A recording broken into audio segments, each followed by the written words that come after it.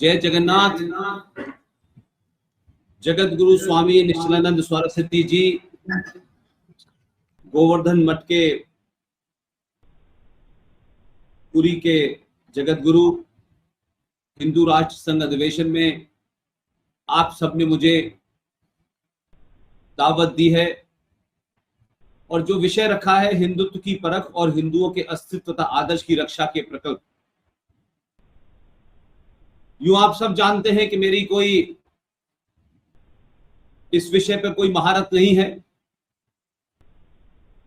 इसकी बारीकियों पे कोई मेरी महारत नहीं है, लेकिन फिर भी क्योंकि मैं इस युग में पैदा हुआ हूं, उस जगह पैदा हुआ हूं जहां से भारत विभाजन का विचार पैदा हुआ। मेरे जीवन में न कभी हिंदुत्व नाम का कोई शब्द था, न सनातन का कोई शब्द था, न मंदिर थी, न पूजा था, न व्रत था। शायद मैं नहीं जानता था कि ये सब चीजें क्या होती हैं, क्योंकि मेरी पैदाइश की जगह ऐसी थी जहां दूर दूर तक कोई ऐसी चीज नहीं थी। लेकिन बार बार मुझे ये जरूर लगता था कि एक ऐसी जगह भारत में पैदा हुआ जहां उस 5 किलोमीटर 6 किलोमीटर के इलाके में कोई भी चीज, न मेरी संस्कृति, न मेरी मान्यताओं, परंपराओं, आस्थाओं, मंदिर से कोई कनेक्टेड हो, न मुझे कोई बताने वाला था। वहां शिक्षा ली और उसके बाद फिर मैं दिल्ली आया, तो दिल्ली में दूसरी दुनिया देखी। यहां तक कि मेरी कौन सी जात है मुझे ये भी नहीं पता था और ना ही मैं इस बात को जानता था। लेकिन मोटे तौर पर मैंने ये देखा पिछले 25 साल के अपने पत्रकारिता के जीवन में कि हमारे यहां जो नई पीढ़ी है उससे कम्युनिकेशन यानी उससे संवाद कैसे किया जाए, इसमें हमारे जो भी हिंदुत्व के बड़े प्रोधा हैं, चाहे वो साधु हैं, संत हैं, सन्यासी हैं, मंदिर के पुजारी हैं, उस 25 साल में मुझे एहसास हुआ कि हम शायद बहुत कॉम्प्लेक्स बातों को, बहुत गूढ़ बातों को, बहुत गहराई वाली बातों को जब आज की जनरेशन के साथ साझा करते हैं तो शायद हम ये भूल जाते हैं कि जिनसे हम बात कर रहे हैं ये उस दुनिया के बच्चे हैं। जब किसी जमाने मोहल्ले में एक टेलीफोन हुआ करता था और आज एक घर में जब बच्चा पैदा होता है तो 5-5 टेलीफोन होते हैं। और टेलीफोन की महत्वता यह है कि आज पूरी दुनिया में एक छोटा सा इंस्ट्रूमेंट है जिसे हम मोबाइल कहते हैं, इसने वो संचार क्रांति ला दी है लोगों में। हर आदमी के अपने विचार हैं, हर आदमी भी बात रख सकता है, गलत है, सही है, कितनी गलत है, कितनी सही है, और इंफॉर्मेशन इतनी ज्यादा है कि आज कोई भी बात आप कह दें और कह के चले जाएं और उस पर कोई प्रश्न उठाए, ये मुमकिन नहीं है। आज से 20-25 साल पहले होता था कि एक तरफा संवाद होता था, किसी ने कोई बात कह दी, लोगों ने मान ली, लोगों ने उस पर तर्क नहीं किया कि लोगों के उसके पास ना उसके पक्ष में ना विपक्ष में कोई तर्क नहीं होता था। तो पत्रकारिता के जीवन में यह सीखा कि आप इतनी सरल भाषा में आसानी के साथ आज के चलन के जो शब्द हैं, पहली स्टेज ये होती है कि किसी तरीके से आप अपनी बात को कन्वे कर सकें उस भाषा में जिस भाषा में लोग आपसे सुनना चाहते हैं। तो मैं इस तरीके की मिसालें देकर के मुझे लगा कि आज की जो युवा पीढ़ी है, बहुत सारे लोग ये जब इस एक स्वीपिंग रिमार्क दे देते हैं कि आज की युवा पीढ़ी जो है साहब संस्कृति से विमुख है, हिंदुत्व की बात नहीं करती, हमारी परंपराओं को नहीं मानती। तो मैं उन लोगों से कहता हूं कि क्या आपने सही मायनों में ईमानदारी के साथ क्या उन बच्चों के साथ संवाद किया, क्या उनको समझाने की कोशिश की? तो हम बड़ों की ये बड़ी दिक्कत है कि हम सब लोग अपने अपने कामों में व्यस्त हैं और ये चाहते हैं कि बच्चे जो हैं मंदिर भी जाएं, पूजा भी करें, व्रत भी रखें, अपनी परंपराओं का ध्यान रखें, लेकिन ये घरों में बातचीत नहीं होती है। और इस संचार क्रांति का एक दूसरा रूप यह भी हुआ कि टेलीविजन इमर्ज किया और टेलीविजन में जिस तरीके से हमारे आस्थाओं को, हमारी परंपराओं को, सरोकारों को, मान्यताओं को जिस तरीके से उनका उपहास किया गया, क्योंकि उस टेलीविजन के सामने पैसा कमाना, टीआरपी बढ़ाना एक महत्व था। तो जो काम उस वक्त के संत समाज का होना चाहिए था, बड़े बड़े आश्रमों और मठों के अंदर जो काम होना चाहिए था, वहां से कोई आवाज नहीं निकली। और हमने ये देखा कि हमारे जो सनातन समाज के जो हमारे तमाम बड़े प्रोधा हैं, ज्यादातर लोगों को मैंने देखा कि सब लोग राजनीतिक ड्रिवन हो गए हैं। वो ये समझते हैं कि राजनीति तक पहुंचना, राजनीतिज्ञों के पास पहुंचना, राजनीति के साथ मिलकर चलना ही सब कुछ है। जबकि मैं ये मानता हूं कि भारत में अभी तक ये नहीं हमारे आज के युवा पीढ़ी को बताया गया कि देश और राष्ट्र दो अलग अलग चीजें हैं।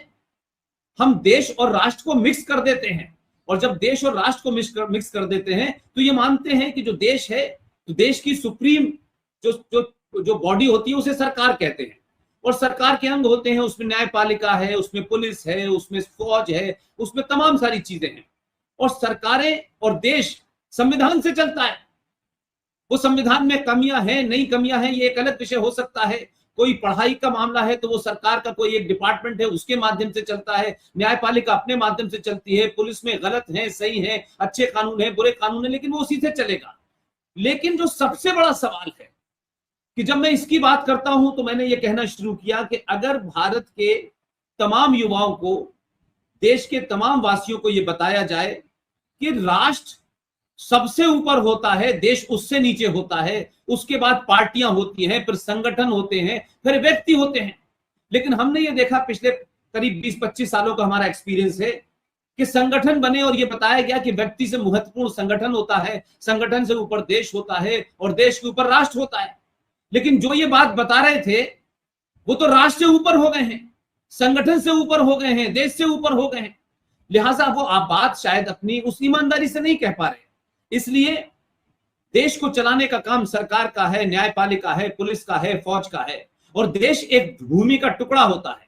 उसकी रक्षा करने के लिए पुलिस होती है, उसकी रक्षा करने के लिए सेना होती है, उसमें कानून बनाए रखने के लिए उसमें पुलिस और न्यायपालिका होती है। लेकिन राष्ट्र क्या है?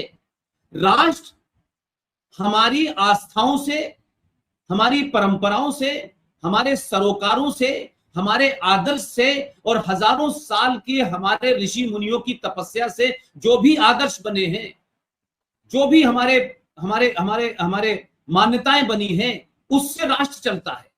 राष्ट्र जब कमजोर होता है, या राष्ट्र में बैठने वाले लोग जब कमजोर होते हैं, तो सत्ताएं राष्ट्र के मामलात में दखल देना शुरू करती हैं।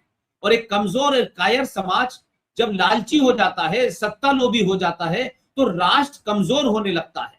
और सरकार और स्टेट की, यानी राज्य की जो प्रवृत्ति होती है, वो किसी भी तरीके से अपने ताकत को बढ़ाती है। इसकी 2-3 जिंदा मिसालें हैं। जगत गुरु निश्चलानंद जी, मैं आपके सामने इसलिए रख पा रहा हूं कि मैं जानता हूं कि आपका इस पर बहुत गहरा अध्ययन है, और शायद मेरे इस 25-30 साल के जीवन में मैं जब भी आपको सुनता हूं तो मैं ये सोचता था कि आप वो सब बात बोलते हैं, वो सब बात बताते हैं, सरल भाषा में बताते हैं, जो शायद मुझे लगता है कि आपसे पहले किसने बताई मुझे नहीं पता। लेकिन आज जब मैं पूरे देश में देखता हूं तो मुझे ज्यादातर लोगों के बारे में लगता है कि उनका कहीं ना कहीं पर कोई ना कहीं स्वार्थ नजर आता है। और जब आप बोलते हैं तो मुझे लगता है कि आप सपाट सच बात रखते हैं, किसको बुरी लगेगी, किसको नहीं लगेगी। आपके बोलने के सामने, आपके सामने राष्ट्र होता है, हिंदुत्व होता है, सनातन होता है। हिंदुत्व को बुरी नहीं लगनी चाहिए, सनातन को बुरी नहीं लगनी चाहिए, राष्ट्र को बुरी नहीं लगनी चाहिए। किसी व्यक्ति विशेष को, किसी संगठन को बुरी लगे तो लग जाए, मैं ये मानता हूं। इसलिए मैं आपको बड़ा फॉलो भी करता हूं। इसलिए मेरा मानना यह है कि हमने लगातार, हमारे जितने भी हमने देखा पिछले 60-70 सालों में, जो हमने अपने जीवन में देख रहे हैं, लगातार हमने देखा कि सत्ता में जो आया उसने कोई परिभाषा तय कर दी, तो आज हम उस परिभाषा पे चलने लगे।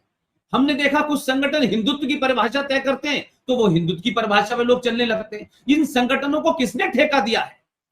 इन संगठनों में कौन शंकराचार्य मौजूद है? इन शंकरों में कौन वेदों का महारथी है? कौन इसमें पुराणों का महारथी है? कौन ये तय करेगा कि हिंदुत्व कैसा होगा, कैसा नहीं होगा? मेरा मानना यह है कि इस तरीके के लोगों ने सत्ता के लालच में, या सत्ता के लोभियों को अपनी पहचान बनाने के लिए, या सत्ता के स्वार्थ में, जगह समय पे आपने अपनी परिभाषा उस स्वार्थ और उस लालच के कारण रखी, ताकि आज का युवा उससे भ्रमित हो गया है। मैं ये कहता हूं कि जिस तरीके से देश को चलाने की जिम्मेदारी एक सरकार की है, एक प्रधानमंत्री की है, एक राष्ट्रपति की है, एक संविधान की है, ऐसे ही अगर सबरीमला के ऊपर हजारों साल की परंपराओं को तोड़कर हमारी न्यायपालिका वहां जेंडर जस्टिस की बात करती है, तो मैं ये समझता हूं कि ये कमजोर समाज की सोच है, और ये कमजोर समाज की स्थिति है कि एक कोट पहने हुआ काला जज, जो राफेल पे भी एक्सपर्ट है, जो जलीकट्टू पे भी एक्सपर्ट है, जो बलात्कार पे भी एक्सपर्ट है, वो भारत के सनातन पे भी एक्सपर्ट है, वो हमारी परंपराओं पे भी एक्सपर्ट है और उनके बनाए हुए दिए हुए निर्देशों को हम पालन करने लगते